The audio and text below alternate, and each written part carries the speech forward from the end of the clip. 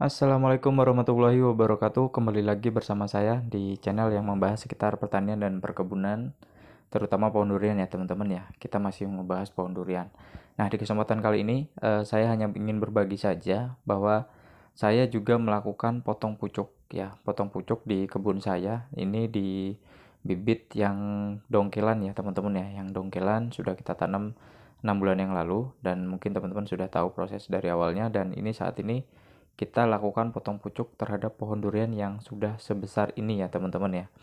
Nah, mungkin teman-teman yang baru tahu atau mungkin baru dengar istilah potong pucuk, apalagi pohon durian yang lagi perkembangannya bagus seperti ini, mungkin berpikir, wah, kenapa dilakukan potong pucuk seperti itu. Nah, jadi kami melakukan potong pucuk itu bukan asal-asalan ya teman-teman ya. Kita sudah belajar dan ke beberapa petani yang sudah melakukan potong pucuk, dan itu manfaatnya luar biasa teman-teman. Kalau teman-teman lihat mungkin hasilnya itu setelah dilakukan potong pucuk 3 bulan atau 4 bulan itu hasilnya luar biasa. Justru pohon itu semakin rimbun, semakin banyak tunas baru, semakin banyak ranting-ranting baru teman-teman. Kenapa? Karena memang manfaat dari potong pucuk itu adalah menyebarnya, atau teman-teman saya rasa paham lah masalah fotosintesis ya teman-teman ya. Fotosintesis pohon itu atau tumbuhan itu kan dari akar ke pucuk ya. Ketika pertumbuhannya ke atas, maka pucuknya akan selalu ke atas. Nah, ketika pucuk itu kita potong, maka otomatis pertumbuhan tersebut itu atau pertumbuhan ke atas akan terhambat. Jadi proses fotosintesis dari akar ke atas itu akan berhenti teman-teman.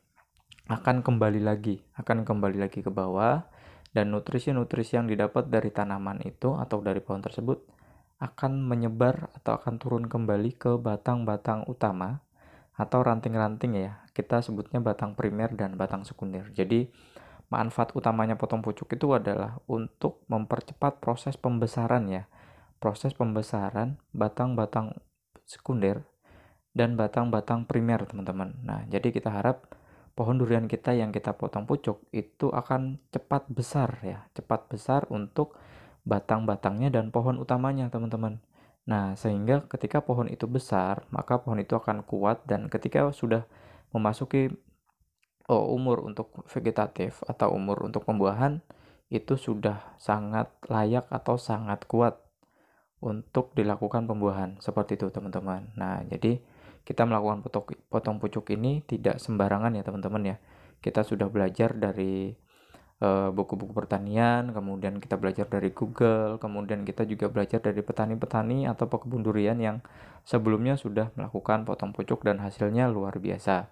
Dan kita juga aplikasikan ke kebun kita, meskipun pohon durian kita posisinya sudah cukup baik ya perkembangannya ya. Tapi menurut saya ini termasuk telat teman-teman setinggi ini. Seharusnya itu lebih baik itu ya teman-teman, sekitar 1 meter atau 1,5 meter teman-teman. Nah, itu bagus tuh, saatnya yang bagus sekali, sehingga pertumbuhan batang-batang utama dan batang-batang primer itu cepat besar teman-teman, dan justru merangsang pertumbuhan batang-batang baru ya, atau tunas-tunas baru, ranting-ranting baru, itu akan semakin banyak teman-teman kalau kita melakukan potong pucuk. Nah, nanti ini mungkin akan kita update sekitar 3 bulan atau 4 bulan setelah potong pucuk ini, akan kita lihat hasilnya teman-teman. Mungkin teman-teman yang masih ragu bagaimana perkembangan setelah potong pucuk, nanti kita tunggu video berikutnya ya teman-teman. Sekitar 3 atau 4 bulan ke depan akan kita update untuk pertumbuhan setelah kita lakukan potong pucuk, sesuai nggak sih dengan apa yang saya sampaikan di awal tadi. Seperti itu teman-teman. Dan kemudian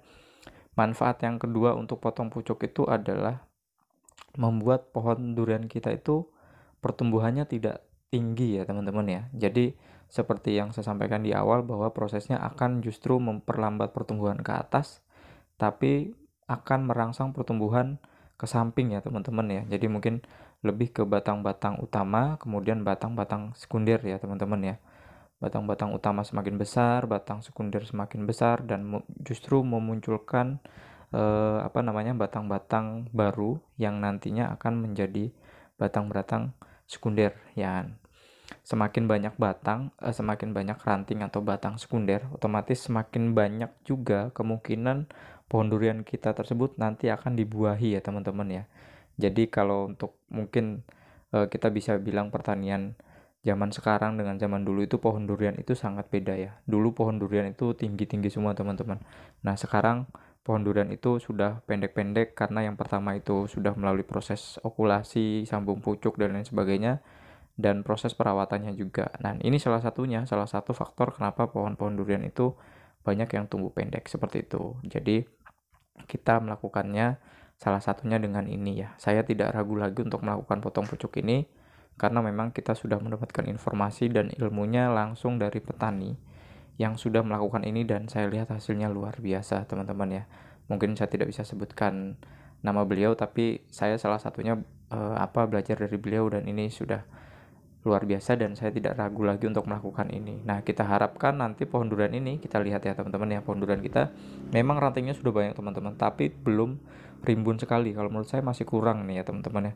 Masih kurang rimbun dibandingkan dengan kebun atau pekebun yang sudah melakukan ini. Saya berharap hasilnya nanti akan luar biasa seperti itu teman-teman ya. Jadi teman-teman yang masih ragu, nanti akan kita update di 3 atau 4 bulan ke depan seperti sebagaimana hasilnya setelah dilakukan potong pucuk ya teman-teman ya.